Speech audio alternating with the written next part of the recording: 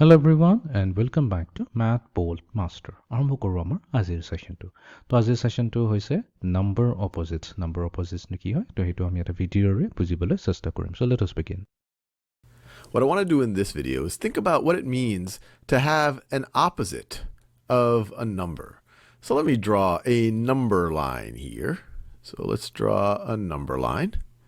And let's put some numbers on this number line. So we can start at 0. And if we go to the right, we have positive numbers. 1, 2, 3, 4, 5. As we go to the left, we get more and more negative. So negative 1, negative 2, negative 3, negative 4. তো আমিও এটা number line draw কৰিলোঁ। তো এইটো হৈ গ'ল আমাৰ এটা নাম্বাৰ লাইন। ঠিক আছে। নাম্বাৰ লাইন সেইকাৰণে কয় বিকজ এটা লাইন আছে আৰু লাইনত আমি কি কৰিম কেইটামান নাম্বাৰছ ড্ৰ কৰিম। মাজত আমাৰ থাকিব 0। 0ৰ লেফ্ট চাইডে আমাৰ থাকে পজিটিভ। তো আমি ইয়াতে দিম এটা ডিভিজন, দুটা, তিনিটা, চাৰিটা, পাঁচটা, ছয়টা। তো তাৰ মানে ইচ ইকুৱেল ডিভিজনত আমাৰ যাব এইখিনি পাই কিন্তু 1 নেক্সট আৰু 1 এড কৰি দিম 2 পাই যাম 2 লগত আৰু 1 এড কৰি দিম 3 4 5 6 আৰু যদি আমি এইফালে আহোঁ এইফালে পাই যাম আমি -1 -2 -3 -4 আৰু এটা লৈ লওঁ -5 ঠিক আছে। And I could keep going on and on and on. So let's pick one of these numbers. Let's say that we pick the number 3. What is going to be the opposite of the number 3?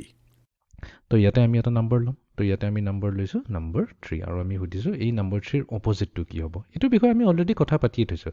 তো 3ৰ opposite কি হ'ব? যদি number 3 লওঁ তেনে ইয়াৰ অপজিটটো হ'ব simply ইয়াৰ negative নাম্বাৰটো। এতিয়া number লাইনত ইয়াৰ মিনিংটো কি হয় আমি সেইটো বুজিব লাগিব। Well, the opposite of the number is a number that's the same distance from 0, but on the other side.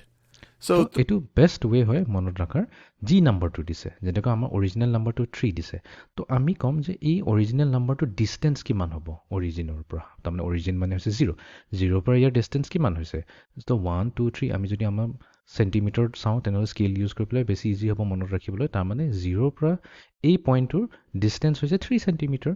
তো তেনেহ'লে ইয়াৰ অপজিটটো ওলাবৰ কাৰণে আমি কি কৰিম ছেইম 0ৰ পৰা এতিয়া অপজিট ডিৰেকশ্যনত আমি 3 চেণ্টিমিটাৰ মেজাৰ কৰিম। তো মেজাৰ কৰিলে আমি ক'ত আহি পাইছোঁ এইখিনি পইণ্টত আহি পাইছোঁ। সেইকাৰণে আমি কৈছোঁ যে 3ৰ অপজিটটো হৈছে negative 3। 3 is 3 to the right of 0. 1, 2, 3. So its opposite is going to be 3 to the left of 0. 1, 2, 3. So the opposite of 3 is -3. Let me make a little table here. So if we have the number, and then we have its opposite. We have its opposite.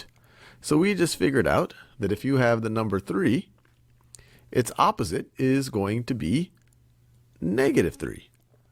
Now what if your number is negative? What if your number, let's say the number -4? What's the তো এবাৰ আমাক next নাম্বাৰটো দিছে -4। চ' let's চে এইটো হৈছে আমাৰ -4 ইয়াতে দিয়া আছে -4 আৰু আমাক সুধিছে এই -4ৰ অপজিটটো কি হ'ব। একেবাৰে চিম্পল আমি কি কৰিম সদায় অৰিজিনৰ পৰা চেক কৰিম। তো আমি কি কৰিম অৰিজিনৰ পৰা সেই যোনটো পইণ্টটো দিছে তাৰলৈকে এটা এৰ' ড্ৰ কৰিম আৰু আমি সুধিম যে 0ৰ পৰা সেই -4লৈকে এই ডিষ্টেঞ্চটো কিমান হ'ব। তো ডিষ্টেঞ্চটোতো সদায় পজিটিভ হয় ৰাইট। ডিষ্টেঞ্চটো যিহেতু পজিটিভ আমি যদি তেনেহ'লে স্কেল দি মেজাৰ কৰোঁ এইটো কিমান হ'ব 4 চেণ্টিমিটাৰ হ'ব। তেনেহ'লে আমি কি কৰিম সেইখিনিৰ পৰাই আমি কি কৰিম আকৌ 4 চেণ্টিমিটাৰ ইয়াৰ অপজিট ডাইৰেকশ্যনত যাম। তো 4 চেণ্টিমিটাৰ যদি অপজিট ডাইৰেকশ্যনত যাম আমি পাই যাম 4। তো তাৰমানে ইয়াৰ হৈ যাব +4 বা চিম্পলি 4। এইটো বস্তু আমি এনেকুৱাকৈ চাব পাৰোঁ যে প্ৰথমতে অৰিজিনেলি আমাক -4 দিছিলে। তো তাৰমানে 0ৰ পৰা আমি কিমানটা জাম্প মাৰিছোঁ 1 jump 2 jump 3 jump and 4 jump. তো 4 জাম্প আমি কোনফালৰ পৰা মাৰিছোঁ 0ৰ পৰা মাৰিছোঁ 4 জাম্প মাৰিছোঁ লেফ্ট ছাইডত। তো অপজিটটো ওলাবৰ কাৰণে আমি কি কৰিম আমি 4 জাম্পে মাৰিম বাট আমি অপজিট ডিৰেকশ্যনত যাম। তো 1 jump 2 jump 3 jump and 4 jump. তো আহি পেলাই ক'ত পালোহি আমি 4ত পাই গ'লো সেইকাৰণে -4ৰ অপজিট আহিছে +4। the opposite of that? And I encourage you to pause the video and try to think about it on your own. Well, you say, okay, -4 is right over here. That's -4. It is 4 to the left of 0. 1, 2, 3, 4 to the left of 0. So its opposite is going to be 4 to the right of it. So 1, 2, 3, 4. It's going to be positive. It's going to be +4.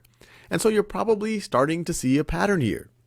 The opposite of a number is going to be the opposite sign of that number. If you have a positive 3 here, its opposite is going to be negative 3. If you start with negative 4, its opposite is going to be positive 4. তো ইয়াতে আমি এটা প্যাটাৰ্ণ এটা দেখা পাইছো যদি আমাৰ নাম্বাৰটো অৰিজিনেল নাম্বাৰটো পজিটিভ হয় তেনেহলে তাৰ অপজিটটো কি হৈছে নেগেটিভ হৈছে আৰু যদি আমি নেগেটিভ নাম্বাৰ অৰিজিনেলি দিয়া আছে তাৰ অপজিটটো কি পাইছো আমি এটা পজিটিভ নাম্বাৰ পাইছো তো এটো এটা প্যাটাৰ্ণ ফলো কৰি আছে So one way to think about it, it's going to have the same absolute value but have a different sign. Or another way to think about it is, however, if this is 3 to the right of 0, its opposite is going to be 3 to the left of 0. Or if the number is 4 to the left of 0, its opposite is going to be 4 to the right of 0. So let's do one last one. What's going to be the opposite of 1? Well, 1 is 1 to the right of 0, so its opposite is going to be 1 to the left of 0, or negative 1. Or another way to think about it, 1 is positive, so its opposite is we're going to change the sign. Instead of being positive, it's going to be negative. It's going to be negative 1. Either way you could think about it. Yes, the final question is among this 1.